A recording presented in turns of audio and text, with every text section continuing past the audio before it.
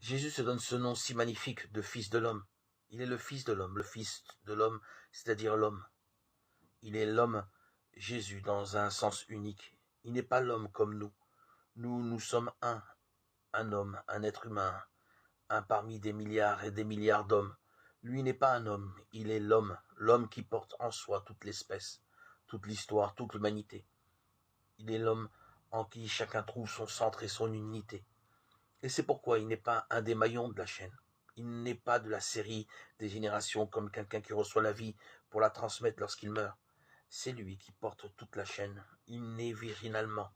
Il naît de l'esprit. Il naît justement pour être le nouveau principe, le nouveau commencement, le nouvel Adam, en qui tous retrouvent leur unité.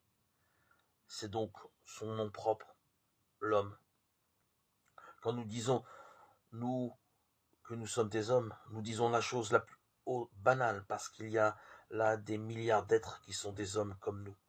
Mais pour lui, être l'homme, être homme, c'est l'être d'une manière unique, comme celui qui porte l'humanité. Et en lui, ce titre de fils de l'homme est aussi plein, aussi unique, aussi illimité que le titre de fils de Dieu. Fils de Dieu, cela veut dire justement que son humanité n'a pas de moi, n'a pas d'autre moi que Dieu. Qu'en elle, en cette humanité, je est un autre.